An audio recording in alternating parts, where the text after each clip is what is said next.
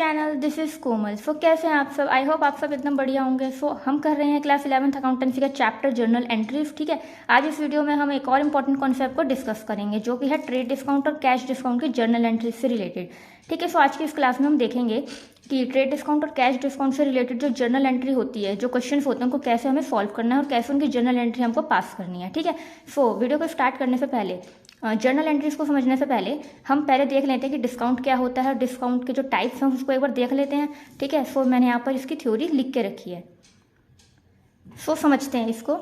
सो सबसे पहले देखते हैं डिस्काउंट क्या होता है। सो सभी आप जानते हो कि डिस्काउंट क्या होता है, हम सभी सुनते हैं। हम मार्केट में सामान लेने जाते हैं तो हम देखते हैं कि जो शॉप्स होती हैं उनके बाहर लिखा होता है कि 10% डिस्काउंट, 15% डिस्काउंट, 50% डिस्काउंट। तो वो डिस्काउंट का मतलब क्या होता है? छूट। ठीक है, डिस्काउंट क्या होता है? एक तरीके से एक रिबेट होता है, यानी छूट देना। जो एक्चुअल प्राइस है उसमें कुछ परसेंट का डिस्काउंट देना, मतलब कुछ परसेंट की छूट देना, जिससे जो प्राइस है वो कम हो जाएगा। ठीक है, तो ये क्या सेलर देता है बायर को, जो डिस्काउंट है वो सेलर देता है बायर को। ठीक है, तो हमें पता लग गया डिस्काउंट क्या होता है। हम जानते हैं अपनी जो रियल लाइफ है उससे सब जानते हैं कि डिस्काउंट क्या होता है। अब ये डिस्काउंट दो तरीके का होता है। First is trade discount and second is cash discount.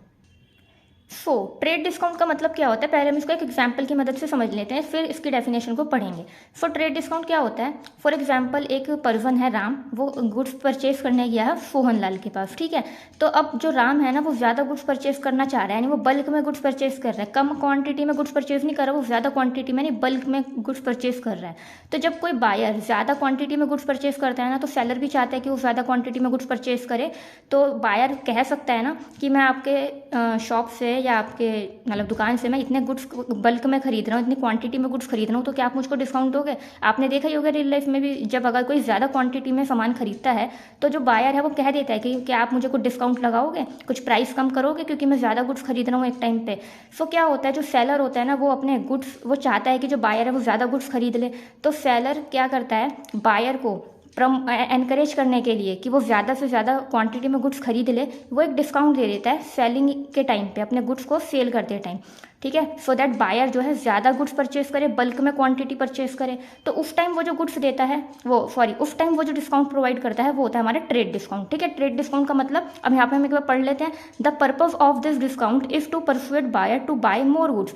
ठीक है, बायर को हम एनकरेज करना चाहते हैं, जो सेलर है वो बायर को एनकरेज करता है, मोटिवेट करता है कि वो ज़्यादा से ज़्यादा गुड्स परचेज कर ले, ज़्यादा क्वांटिटी में, बल्क में जो गुड्स है वो परचेज करे। तो इसलिए वो क्या करते हैं, डिस्काउंट देता है, जिसको हम ट्रेड डिस्काउंट कहते हैं। ठीक है, ये क्या होता है, लिस्ट प्राइस पे ना एक एग्रीड परसेंटेज पे ऑफर कर दिया जाता है। मतलब जो भी गुड्स का प्राइस है, लिस्ट प्राइस, उस पर एक एग्रीड परसेंटेज होती है, लाइक 5%, 10%। तो उस लिस्ट प्राइस पे एक एग्रीड परसेंटेज पे ऑफर करा जाता है ये डिस्काउंट गुड्स को सेल करते टाइम सेलर के द्वारा। ठीक है, सेलर डिस्काउंट प्रोवाइड करता है। दूसरा, ये जो डिस्काउंट है हम इसको बुक्स ऑफ अकाउंट्स में रिकॉर्ड नहीं करते। आपको ये बात ध्यान रखनी है कि जो ट्रेड डिस्काउंट होता है हम उसको बुक्स ऑफ अकाउंट्स में शो नहीं करते हैं।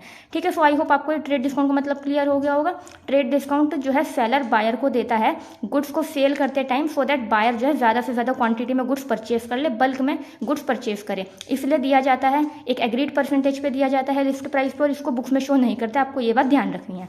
सेकंड होता है हमारा कैश डिस्काउंट। अब कैश डिस्काउंट क्या होता है, जब कई बार होता है कि जो बायर होता है वो गुड्स परचेज कर लेता है पर वो इमीडिएट पेमेंट नहीं करता। वो क्या करता है कि वो कहता है सेलर से कि मैं आपको कुछ टाइम बाद फ्यूचर में पेमेंट कर दूंगा, यानी वो एक तरीके से क्रेडिट पे गुड्स परचेज कर रहा है। जब वो क्रेडिट पे गुड्स परचेज करेगा और कोई पेमेंट नहीं करेगा सेलर को, तो एक तरीके से वो बिजनेस का क्या बन गया, डेटर बन गया, देनदार बन गया, क्योंकि उसने गुड्स जो परचेज करे हैं वो क्रेडिट पे, यानी उधार पे खरीदे हैं, उस टाइम पेमेंट नहीं करी। वो कहता है कि मैं आपको फ्यूचर में पेमेंट कर दूंगा, तो वो बिजनेस का डेटर बन जाता है। अब हो सकता है कि जो सेलर है उसको उसी टाइम इमीडिएट अमाउंट की नीड हो, उसने गुड्स सेल करें, हो सकता है ना उसको पैसों की ज़रूरत हो।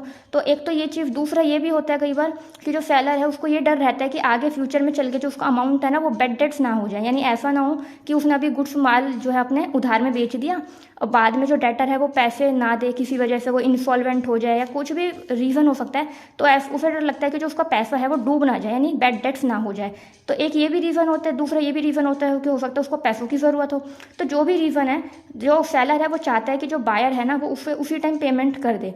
तो उसको एनकरेज करने के लिए कि वो उसने जो बायर है उसने अभी गुड्स खरीदे हैं तो वो अभी इमीडिएट पेमेंट कर दे, तो उसी टाइम पेमेंट करने के लिए जो सेलर डिस्काउंट देता है वो होता है कैश डिस्काउंट। ठीक है, आई होप आपको इतना क्लियर हो गया होगा। The purpose of this discount is to encourage debtor to pay dues promptly, यानी इससे जो डेटर है, डेटर हम सभी जानते हैं, यानी जो बायर है उसने माल खरीद लिया है बट वो कह रहा है कि वो बाद में पेमेंट कर देगा, यानी उसने उधार में माल खरीदा है तभी तो वो बिजनेस का डेटर बना।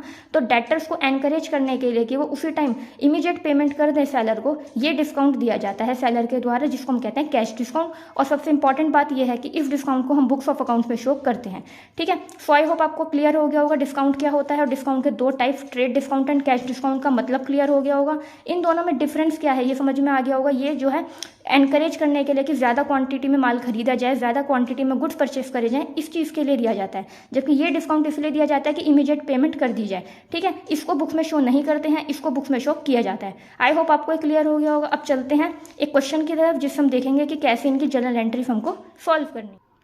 सो यहाँ पर मैंने एक ट्रांजैक्शन लिखी है, इस क्वेश्चन को समझते हैं, ठीक है। इस क्वेश्चन को हम सॉल्व करेंगे जिससे हमें क्लियर हो जाएगा कि ट्रेड डिस्काउंट और कैश डिस्काउंट से रिलेटेड जो जर्नल एंट्री है वो हमें कैसे पास करनी है, ठीक है। और उसका जो अमाउंट है कि किस अकाउंट में कौन सी फिगर जाएगी, क्या कौन सा अमाउंट जाएगा, वो भी हमें इससे क्लियर हो जाएगा, ठीक है।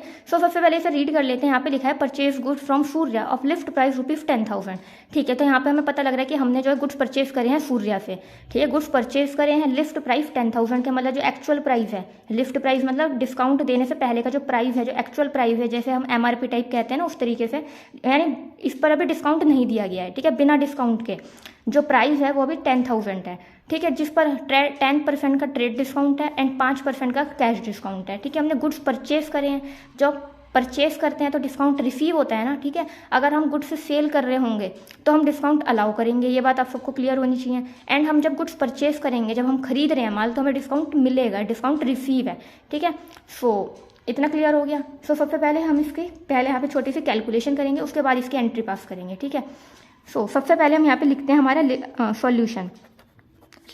हम लिखेंगे कि हमारा लिस्ट प्राइस क्या है, ठीक है। लिस्ट प्राइस हमारा क्या है, लिस्ट प्राइस हमारा है 10,000, ठीक है। मैं यहाँ पर जो रुपीज़ का साइन है वो नहीं लगा रही हूँ बिकॉज ये क्लियर है, या मैं लगा ही देती हूँ, ठीक है। तो हमारा लिस्ट प्राइस है ₹10,000, जो कि हमें क्वेश्चन से पता लग गया। अब हमें कह रहे हैं कि 10% उस पर ट्रेड डिस्काउंट दिया है। अब हमने समझ लिया कि ट्रेड डिस्काउंट क्या होता है। ट्रेड डिस्काउंट होता है गुड्स ज़्यादा से ज़्यादा गुड्स परचेज करे बायर, इसलिए दिया जाता है, यानी बल्क में क्वांटिटी परचेज करे बायर, इसके लिए सेलर डिस्काउंट देता है बायर को, जो कि हमारा ट्रेड डिस्काउंट होता है। वो दिया गया है 10%, तो हमने गुड्स परचेज करे हैं तो यानी हमें डिस्काउंट मिला है। तो कितना डिस्काउंट दिया है, ट्रेड डिस्काउंट कितना है, 10% है, ठीक है। तो हमें याद रखना है, जब हमें ट्रेड डिस्काउंट और कैश डिस्काउंट दोनों दिए हुए होते हैं क्वेश्चन में, तो हमें पहले ट्रेड डिस्काउंट को कंसीडर करना होता है, ठीक है। पहले नंबर पे ट्रेड डिस्काउंट आता है, सेकंड नंबर पे कैश डिस्काउंट आता है जब हम क्वेश्चन को सॉल्व करते हैं, ठीक है। सो ये बात आप याद रखिएगा। मैं रिपीट कर देती हूँ अगेन, जब हमें दोनों डिस्काउंट दे रखे होते हैं क्वेश्चन में, तो हम सबसे पहले ट्रेड डिस्काउंट को कंसीडर करते हैं, उसको सॉल्व करते हैं। अभी मैं जैसे करूँगी आप देखिएगा, उसके बाद कैश डिस्काउंट की बारी आती है। तो ट्रेड डिस्काउंट हमें 10% दे रखा है, डिस्काउंट लगने से क्या होता है, प्राइस कम हो जाता है। सो इस पर हमारा 10% का डिस्काउंट लगेगा, हम लेस कर देंगे ट्रेड डिस्काउंट एट 10%, ठीक है। मैंने यहाँ पे शॉर्ट में लिखा है, ट्रेड डिस्काउंट को TD लिखा है, आप समझ जाइएगा, बट आप फुल फॉर्म में लिखिएगा। तो मैंने माइनस कर दिया ट्रेड डिस्काउंट 10%। तो 10% किसका लेंगे हम, इस फिगर का 10% लेंगे, जो 10,000 है उसका 10% लेंगे। तो 10,000 का 10% कितना होता है, ₹1000। तो यहाँ पे हम लिख देंगे ₹1000। अब इसको हमें माइनस करना है, मैंने माइनस का साइन पहले ही लगा दिया। तो इसको जब माइनस करेंगे तो क्या आएगा, ₹9,000। ये 9,000 की हमारी एक्चुअल परचेज है, ठीक है। गुड्स जो हमने परचेज करे थे वो लिस्ट प्राइस 10,000 था, बट उस पर हमें 10% का ट्रेड डिस्काउंट मिल गया ना। अब हमने देखा था कि जो ट्रेड डिस्काउंट होता है, मतलब डिस्काउंट कोई सा भी डिस्काउंट लगने से जो प्राइस है वो कम होता है ना। तो हम जब गुड्स परचेज कर रहे हैं और हमें डिस्काउंट मिल गया सेलर से 10% मिल गया, तो 10,000 का 10% कितना होता है, 1,000 रुपये। तो वो 1,000 रुपये डिस्काउंट मिला, यानी एक तरीके से प्राइस कम हो गया। तो हमने एक्चुअल परचेज कितने की करी है, 9,000 की करी है। तो ये हमारी एक्चुअल परचेज है, ठीक है। This is our actual purchase. Actual purchase कितने अमाउंट की है, 9,000 की है। आई होप आपको इतना क्लियर हो गया होगा। अगर आपसे कोई पूछेगा कि हमने 10,000 के गुड्स खरीदे हैं कि 9,000 के, तो हमने एक्चुअल जो परचेज करी है वो 9,000 की करी है, ठीक है। दूसरा मैं यहाँ पे इंपॉर्टेंट लिख देती हूँ, जो ट्रेड डिस्काउंट है इसको हम बुक्स में शो नहीं करेंगे, ठीक है। तो मैं यहाँ पे लिख देती हूँ समझाना आपके याद रहे, जिससे कि not shown in books of accounts, ठीक है। इनको हम बुक्स ऑफ अकाउंट्स में शो नहीं करेंगे। समझ में आ गया। अब हमने इतने इतना पार्ट सॉल्व कर लिया। अब आगे कह रहा है कि हमें 5% कैश डिस्काउंट भी दिया गया है पेमेंट के लिए, सो दैट हमने गुड्स परचेज करे हैं ना, तो हम टाइमली उसकी पेमेंट कर दें, उसी टाइम इमीडिएट पेमेंट कर दें। इसके लिए सेलर ने 5% का कैश डिस्काउंट भी दिया है, यानी और प्राइस कम हो जाएगा। तो ट्रेड डिस्काउंट पहले नंबर पर लग जाता है, ट्रेड डिस्काउंट लग गया, उसके बाद हमारी एक्चुअल परचेज आई। अब हमने इतने अमाउंट के गुड्स खरीदे हैं, ठीक है, इतने अमाउंट के गुड्स खरीदे हैं ना, तो इस पर हमें कैश डिस्काउंट मिलेगा, कितना मिलेगा 5%। तो अब हमें अगेन माइनस कर देंगे CD मतलब कैश डिस्काउंट @5%, ठीक है। तो मैंने अगेन यहाँ पे शॉर्ट फॉर्म यूज़ करी है, CD का मतलब यहाँ पे कैश डिस्काउंट है, बट आप फुल फॉर्म यूज़ करिएगा। हम माइनस करेंगे, डिस्काउंट को तो माइनस करना है। अब 5% का कैश डिस्काउंट मिला है, तो 5% हम किस फिगर का लेंगे, इस फिगर का लेंगे जो हमारी एक्चुअल परचेज आई है यहाँ पे 9,000 की निकल के, इस 9,000 का 5% लेंगे। तो 9,000 का 5% कितना होता है 450 रुपये, क्योंकि 9,000 का आप 10% करोगे तो 900 आएगा, एंड 10% का हाफ 5%, तो 900 का हाफ आपका ₹450 आ जाएगा। उसको हम यहाँ लिख देंगे और ये भी लेस हो जाएगा। तो इसको जब हम लेस करेंगे तो हमारी अमाउंट आएगा 8550 रुपीज़, ठीक है। ये अमाउंट निकल कर आया। ये क्या है, हमारा एक्चुअल अमाउंट पेड है, जो हमने अमाउंट पे करा है। तो मैं यहाँ पर लिख देंगे अमाउंट पेड, क्योंकि हमने गुड्स परचेज करे हैं ना, तो परचेज के टाइम पे तो पेमेंट करेंगे, तो अमाउंट पेड इतना है, ठीक है। ये एक्चुअल अमाउंट पेड है। अब अगेन हम यहाँ पे लिखेंगे ये हमारा कैश डिस्काउंट है। हमने अभी थ्योरी समझी है पीछे, तो हमने समझा कि कैश डिस्काउंट को हम बुक्स में शो करते हैं। तो हम यहाँ लिखेंगे shown in books of accounts. ये मैंने सिर्फ आपको याद रखने के लिए यहाँ पे लिखा है, सो दैट आपको याद रहे, shown in books of accounts, ठीक है। यह हमारा ट्रेड डिस्काउंट था, इसको हम बुक्स में शो नहीं करते, तो मैंने यहाँ लिख दिया not shown in books of accounts. ये हमारा कैश डिस्काउंट है, इसको हम बुक्स में शो करते हैं, तो मैंने यहाँ पे लिख दिया कि shown in books of accounts, ठीक है। अब ये हमारा एक्चुअल अमाउंट पेड है। अब इसको हम एक बार समझ लेते हैं एंट्री पास करने से पहले। इसका मतलब क्या है, इसका मतलब है कि हमने गुड्स परचेज करे थे 10,000 का, उनका लिस्ट प्राइस था, पर ट्रेड डिस्काउंट मिल गया हमें 10%। तो ट्रेड डिस्काउंट लगने से क्या होगा, प्राइस कम हो जाएगा। तो 10,000 के गुड्स पे 10% का ट्रेड डिस्काउंट लग गया, तो 10,000 का हम 10% निकालेंगे, 1,000 रुपये, इतना हमें डिस्काउंट मिला। डिस्काउंट मतलब इतनी छूट मिल गई, तो इतना प्राइस कम हो गया। एक्चुअल प्राइस क्या हो गया 9,000 रुपये, तो यानी इतने के हमने गुड्स परचेज करे हैं। तो एक्चुअल परचेज प्राइस क्या है हमारा, जितने के हमने गुड्स खरीदे हैं, एक्चुअल प्राइस क्या है उनका 9,000। अब 9,000 के बाद 5% का कैश डिस्काउंट भी मिल गया। क्यों मिला है, सो दैट हम इमीडिएट पेमेंट कर दे सेलर को, इसलिए सेलर ने डिस्काउंट दिया है। तो 9,000 का 5% कितना होता है 450 रुपये। ये छूट और मिल गई, तो इतने अमाउंट में से इतने अमाउंट की छूट और मिल गई हमें। तो हम कितना अमाउंट पे करेंगे सेलर को, इतना। तो जो बायर है यानी जो गुड्स परचेज कर रहा है, वो सेलर को कितना अमाउंट पे करेगा, इतना अमाउंट पे करेगा, ठीक है। बट उसने परचेज कितने की करी है, इतने अमाउंट की। उसने 9,000 के गुड्स खरीदे हैं, बट वो पे करेगा सेलर को इतने 8,550, और इतने रुपए की छूट है, जो कि हम बुक्स में दिखाएंगे, क्योंकि ये कैश डिस्काउंट है, इसको हम बुक्स में दिखाते हैं। बट ट्रेड डिस्काउंट जो है 1,000 रुपये का, इसको हम बुक्स में नहीं दिखाते। तो हम इन तीनों से अपनी एंट्री करेंगे। अब देखते हैं इसकी एंट्री क्या कैसे पास करनी है। सो इसकी एंट्री होगी हमारा, सबसे पहले हमने गुड्स परचेज करे हैं ना, सबसे पहले हमने गुड्स परचेज करे हैं। तो गुड्स परचेज करने में परचेज अकाउंट ओपन होता है, सबको पता ही है। तो हमारी इसकी एंट्री होगी purchase account debit, purchase account debit, cash pay करा है तो to cash account, to discount receive account, to discount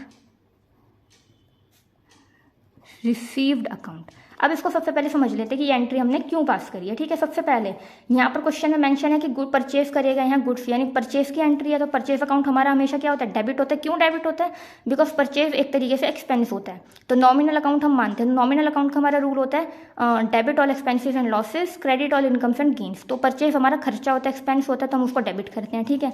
दूसरा, जब गुड्स परचेज करेंगे तो कैश पे करेंगे। यहाँ पे कुछ लिखा नहीं, यहाँ पर ये नहीं लिखा है कि बैंक के थ्रू पेमेंट करी गई है, तो अंडरस्टूड है कि कैश ही पे करा हुआ होगा। तो जब हमने गुड्स परचेज करने हैं तो हम पैसे देंगे, यानी पैसे जाएंगे हमारे पास से। तो कैश क्या होता है, हमारी एसेट होती है। गुड्स परचेज करते टाइम जब हम कैश पे करेंगे तो हमारी एसेट यानी हमारा कैश कम हो रहा है। तो जब भी कम होता है, एसेट हमारी कम होती है, तो हम उसको क्रेडिट करते हैं। तो जो हमारी कैश एसेट है यहाँ पे हम पे कर रहे हैं, तो वो कम हो रही है, डिक्रीज हो रही है, तो हम उसको क्रेडिट कर देंगे। तो हमने यहाँ लिख दिया टू कैश अकाउंट। दूसरा, यहाँ पर हमने गुड्स परचेज करें, परचेज के टाइम पे डिस्काउंट हमें मिलता है, डिस्काउंट हमें रिसीव होता है। तो डिस्काउंट हमें कितने अमाउंट का रिसीव हुआ है यहाँ पे 450 रुपये का, तो हमने डिस्काउंट रिसीव यहाँ लिख दिया। अब डिस्काउंट रिसीव समझ में आ गया, क्योंकि गुड्स परचेस कर रहे हैं तो परचेस के टाइम पे तो डिस्काउंट मिलेगा ना, इसलिए हमने अकाउंट ओपन करा डिस्काउंट रिसीव अकाउंट। अब ये क्रेडिट क्यों हुआ? इसलिए क्रेडिट हुआ क्योंकि जब हमें डिस्काउंट मिला तो ये हमारी एक तरीके से इनकम हो गई, और इनकम्स क्या होती हैं? क्रेडिट होती है। हमने देखा था जब हमने rules of debit and credit chapter पढ़ा था, तो जब डिस्काउंट मिला है हमें तो ये हमारे लिए अच्छी बात है, एक तरीके से फ़ायदा हो गया, एक गेन हो गया, फ़ायदा कह लो, इनकम कह लो, तो उसका नेचर हमेशा क्रेडिट ही होता है, तो हमने इसको क्रेडिट कर दिया to discount receive account. I hope आपको क्लियर हो गया होगा कि ये तीनों अकाउंट क्यों ओपन हुए हैं एंड डेबिट और क्रेडिट कौन सा अकाउंट क्यों हुआ है, इसका रीज़न क्लियर हो गया होगा। अब अमाउंट को भरते हैं, अमाउंट को फिल करेंगे। तो परचेज अकाउंट हमारा डेबिट हुआ, तो कितने अमाउंट की परचेज है? अगर आपको ये जो हमने रफ में कैलकुलेशन करी, अगर ये क्लियर हो गई होगी तो यहाँ पे अमाउंट बहुत अच्छे से क्लियर हो जाएगा। सो हमने देखा कि हमारी एक्चुअल परचेज हुई है 9,000 की, क्योंकि लिफ्ट प्राइस भले ही 10,000 था, बट उस पर हमें ट्रेड डिस्काउंट मिला 10% का, जो कि है 1,000 रुपीज़। बट ट्रेड डिस्काउंट को तो हम शो करते ही नहीं है बुक्स में, तो हमारी एक्चुअल परचेज कितने की हुई? 9,000 की हुई। तो हम यहाँ पे एक्चुअल अमाउंट क्या लिख देंगे? 9,000 रुपये, जो हमारी एक्चुअल परचेज है। अब हमने अमाउंट कितना पे करा है? अमाउंट पे करा है टू कैश अकाउंट, कैश हम दे रहे हैं तो अमाउंट ही तो पे करेंगे। तो हमने कितना अमाउंट पे करा है? 8,550। तो 8,550 जो है हम कैश अकाउंट में लिख देंगे 8,550, और ये क्रेडिट हो रहा है तो हम फॉर्मेट नहीं बनाया है मैंने, यहाँ पे भी मैं रफ में फॉर्मेट बना दूंगी, बट कैश अकाउंट हमारा 8,550 ये हम पे कर रहे हैं। तीसरा है डिस्काउंट रिसीव, यानी जो डिस्काउंट हमें मिला है वो हमारे लिए इनकम है, फ़ायदा है, गेन है, तो क्रेडिट होगा। तो कितने अमाउंट का डिस्काउंट मिला है हमको? 450 रुपये का। क्योंकि देखो अब कई बच्चे कहेंगे कि ये 1,000 रुपये का डिस्काउंट भी तो मिला है, बट इस डिस्काउंट, ये डिस्काउंट कौन सा है? ट्रेड डिस्काउंट है। ट्रेड डिस्काउंट है 1,000 रुपये का, जिसको हम बुक्स में शो नहीं करते, बट कैश डिस्काउंट है हमारे 450 रुपये का, इसको हम बुक्स में शो करते हैं। तो यहाँ पे जिस डिस्काउंट की बात हो रही है जो हमको रिसीव हुआ है, रिसीव हमको ये भी हुआ है, बट इसको हम बुक्स में शो नहीं करते, बिकॉज अगर 10,000 की परचेज थी लिफ्ट प्राइस पे, उस पर हमें जो डिस्काउंट मिला इसको हम शो ही नहीं करते बुक्स में, तो हम एक्चुअल परचेज मानेंगे अपनी 9,000 की। इस पे जो हमें डिस्काउंट मिला है ना, कैश डिस्काउंट, उसको हम बुक्स में शो करते हैं। तो जो यहाँ पर हम लिख रहे हैं टू डिस्काउंट रिसीव अकाउंट, की हमारा फ़ायदा हो गया, हमारी इनकम हो गई, एक तरीके से डिस्काउंट मिला है हमको। तो वो कौन सा डिस्काउंट मिला है? ये वाला, जिसको हम बुक्स में शो करते हैं 450 रुपये, उसको मैं लिख देंगे 450 रुपये। ठीक है, आपको ये बात हमेशा ध्यान रखनी है कि हम ट्रेड डिस्काउंट को कभी भी बुक्स में शो नहीं करते। तो ये जो 1,000 रुपये वाला डिस्काउंट है इसको हम बुक्स में शो नहीं करेंगे, इसलिए यहाँ पर 1,000 रुपये नहीं आएगा। कैश डिस्काउंट को हम हमेशा बुक्स में शो करते हैं, तो ये जो 450 रुपये का कैश डिस्काउंट है इसको हम यहाँ लिखेंगे टू डिस्काउंट रिसीव में। अब आप देखोगे इन दोनों को ऐड करोगे तो ये 9,000 यहाँ पे आ गया, तो 9,000 डेबिट में है और क्रेडिट में ये दोनों फिगर्स हैं, क्योंकि ये अकाउंट हमारा डेबिट हो रहा है 9,000 से, ये दोनों अकाउंट हमारे क्रेडिट हो रहे हैं, तो इन दोनों की फिगर्स को आप ऐड करोगे तो 9,000 बन जाएगा। तो हमारा डेबिट और क्रेडिट का टोटल हमारा इक्वल हो जाएगा। ठीक है, मैंने यहाँ पर फॉर्मेट नहीं बनाया तो मैंने यहाँ पर रफ में फॉर्मेट बना देती हूँ। ठीक है, आई होप आपको क्लियर है, क्योंकि हमने जर्नल एंट्री की जब क्लास 1 ली थी, फर्स्ट क्लास में ही हमने फॉर्मेट वगैरह देख लिया था, कैसे बनाते हैं, फॉर्मेट समझ लिया था। सो आई होप आपको इतना क्लियर होगा। हमने यहाँ पे कॉन्सेप्ट समझा है, एंट्री समझी है और अमाउंट समझा है कि अमाउंट कैसे आएगा। ठीक है, ये हमारा डेबिट का कॉलम है, ये हमारा क्रेडिट का कॉलम है, मैंने रफ में लिख दिया। तो परचेज अकाउंट हमारा डेबिट हो जाएगा 9,000 रुपीज़ से, टू कैश अकाउंट यानी जो हमने कैश पे करा है वो है 8,550, टू डिस्काउंट रिसीव, जो डिस्काउंट हमें मिला है एज अ बायर वो कितना मिला है? 450 रुपये मिला है। ठीक है, सो अब इसकी नरेशन भी लिख देंगे, बीइंग गुड्स परचेव्ड एट डिस्काउंट। ठीक है, मैंने यहाँ पे लिख दिया being goods purchase at discount, इतना लिख दिया। वरना आप इसको थोड़ा सा, अगर आप इसकी नरेशन लॉन्ग करना चाहो तो आप ऐसे भी लिख सकते हो कि being goods purchased of ₹9,000 and discount received ₹450, ऐसा भी लिख सकते हो, बट मैंने यहाँ पे शॉर्ट में लिख दिया being goods purchase at discount. ठीक है, आई होप आपको इतना क्लियर हो गया होगा। ठीक है, इस क्वेश्चन से हमने समझ लिया कि ये हमारा ऐसे रफ में वर्किंग करेंगे, उसके बाद हम ये एंट्री पास करेंगे इस तरीके से। गुड्स हमने यहाँ पे परचेज करे हैं, इसलिए हमें जो डिस्काउंट मिला है जिसको हम लिखते हैं डिस्काउंट रिसीव अकाउंट। ठीक है, यहाँ पर मेन समझने वाली बात ये थी कि लिफ्ट प्राइस में से हमेशा पहले ट्रेड डिस्काउंट माइनस होता है। अगर हमें क्वेश्चन में ट्रेड डिस्काउंट और कैश डिस्काउंट दोनों गिवन है तो लिफ्ट प्राइस में से हमेशा पहले जो डिस्काउंट लेस होगा वो ट्रेड डिस्काउंट लेस होता है। ठीक है, जिसको हम बुक्स में शो नहीं करते। उसके बाद जो हमारा फिगर आती है, जैसे यहाँ पर आया है, वो होता है हमारा एक्चुअल परचेज या सेल्स। फॉर एग्जाम्पल यहाँ पे तो परचेज की बात करी गई है, इसलिए यहाँ पे एक्चुअल परचेज आई। अब गुड्स क्वेश्चन में चाहे परचेज दे रखी हो चाहे सेल दे रखी हो, तो वो ही आ जाएगी यहाँ पे। तो कहने का मतलब है लिस्ट प्राइस में से पहले नंबर पे ट्रेड डिस्काउंट माइनस होगा, अगर क्वेश्चन में दे रखा है, उसको हम बुक्स में शो नहीं करेंगे। उसके बाद जो फिगर आएगी, जैसे ये आई है यहाँ पे, उसको हम एक्चुअल परचेज या एक्चुअल सेल्स मानते हैं अपनी। उसके बाद अगर कैश डिस्काउंट गिवन है तो कैश डिस्काउंट लगेगा इस फिगर पे जो कि यहाँ पर है, इसको हम बुक्स में शो करते हैं। देन हमारा एक्चुअल अमाउंट आ जाएगा कि अगर हमने परचेज करी है तो कितना एक्चुअल अमाउंट पे करा, या अगर हमने सेल्स करी है तो कितना एक्चुअल अमाउंट हमने रिसीव करा है।